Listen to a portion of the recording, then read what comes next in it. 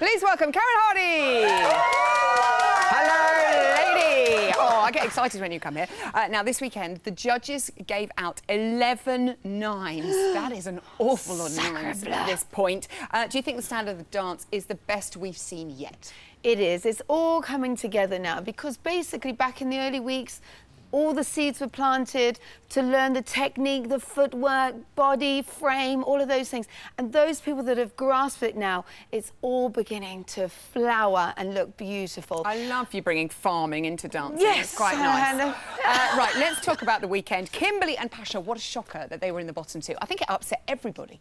Yes, it was very, very interesting. What I liked here was how quick Len's eye was. Yeah. Look at the beautiful steps we're doing here. We're doing what we call reverse turns, which means actually that Kimberly's meant to be crossing her feet and closing. Okay. She did the wrong footwork, but Len picked up on it. That's how tight his eye is. He doesn't miss a trick. He doesn't, but what I think is it could have been what led up to the foot fault here and the imbalance. It doesn't matter. It was still so beautiful and so elegant. Not worthy of the bottom two, I have to say. But she's still here, so Yes. that's great, and she can fight on. Michael and Natalie did their salsa. He got a lot of praise for his lifts, did our Michael. Why were they so impressive? I think what I really loved about these two, it was that salsa meltdown. There were all those mistakes, and we can see it all going wrong. Sadly, again here, he's gone the wrong way. But what I love, the chemistry between these two, they've got to deliver the lifts. The lifts give you good points, and look, get it back together, let's make this work, and they've got the chemistry. That could have been a mouse lifting an elephant, but it didn't. It turned out beautiful. They worked together, and it was gorgeous. Right, Denise and James and their Paso Doble, highest score of the series so far. Hurrah! What did their Paso Doble have that so many others haven't? It was the one thing I've been looking for so long now. The missing ingredient for me was the competitive edge. Okay. We've always said how great her technique is, the frame, all these things. But I've never seen in her eyes, as much as we've seen in this number, that I'm in this competition. Now, the Paso Doble, it encourages you to do that. Yeah. She's got to keep that sparkle in her eye, not to be afraid to be the front runner, to show them that she can win this. She's got to keep going every single week and keep that sparkle. Keep it in her You're eye. here to win. Brilliant. Tell them. OK, Richard and Erin and their Charleston. It's all about character. It's all about performance. He really pulled this off well at the weekend. How technically good was he? How clever is this little munchkin? I've got to tell you, looking at this that we've got right here, he's got the personality, he's got everything going on, we've got the faces. But then every week when I look at his technique downstairs, it's terrible. But look what he does. Look, bring out the smiles, bring out the cheeks, bring out the jazz hands. And that's what he's been very clever with. He brings us the entertainment factor every week. But the judges will now really start looking downstairs a lot more, so he's got to improve. Danny and Vincent and their tango. Now, Craig said, a fantastic dancer. How can she improve her scores and get up to 9s and 10s? Well, it isn't much more that she's got to do at the moment. She's just got to keep going along with what she's doing. She delivers great choreography. She gets the timing right. She does good technique. But what I'm loving this week was Len picked up on it again, the slows and the quicks and the dynamical changes. It's all bringing what I call layering to the performance. We're just waiting for that moment when it all comes together, the right song, the right dance, and whoosh, up will go those 10s. OK, good. Let's hope that happens at Wembley. Lewis and Flavia and their waltz. Craig gave them a 6. What did you make of it all? Absolutely nowhere near a 6. It was beautiful. But what amazed me was the uproar between the judges. And things didn't make sense to me because what he danced was so beautiful. Firstly, the most important thing in the waltz is that we do accent a beat. We accent the 1, 2, 3, 1, 2, 3. There was a discussion as well about his head position. His choreography is really interesting, rotating all the time. It asks the head to go from its basic position into promenade position, it has to come back again, has to change for the oversways. So it should have that natural movement of the head. The one thing that was overlooked, he was actually too fast for the music.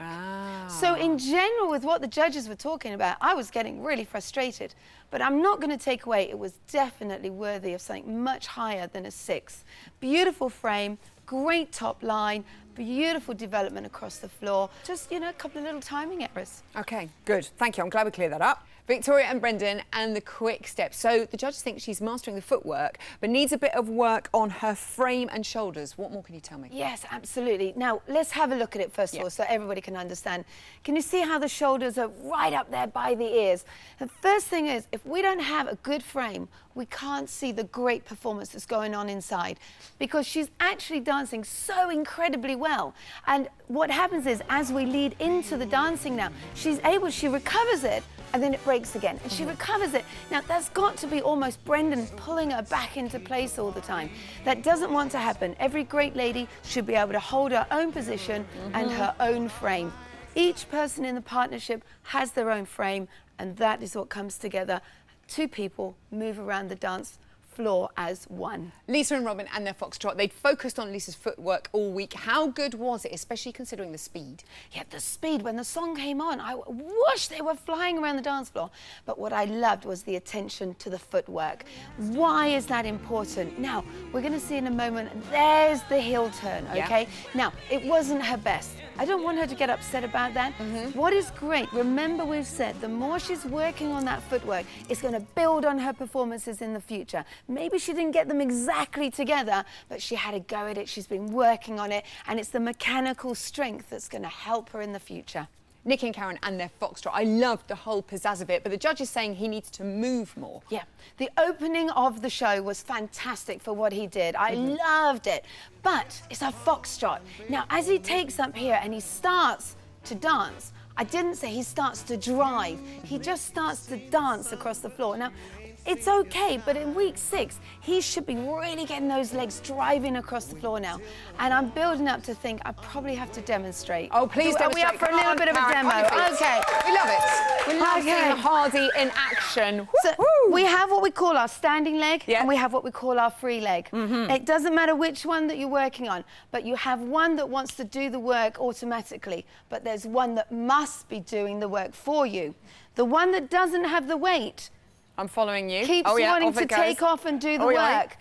This is the leg, what we call the standing leg. You've got to create the work out of the standing leg, and that is where you start to drive. Oh, I like it. Oh, come on, give us more. Right, I'm going to sit down. No, don't sit down, never sit down. It's the driving. She's still got it, hasn't she? We love Hardy. Wembley next weekend. Karen, what do our contestants need to do to perform in that huge, big space to such a huge crowd? It is huge. The one thing I say every time, be careful about going out to the audience. You always bring the audience into your performance. They come to you. They're paying to see you. All that money's going to children in need, but you must not go out to them. And that's very, very important. Bring the audience into you. Karen Hardy, I adore you. Complete pleasure as always. So good, so good. On Saturday, they charge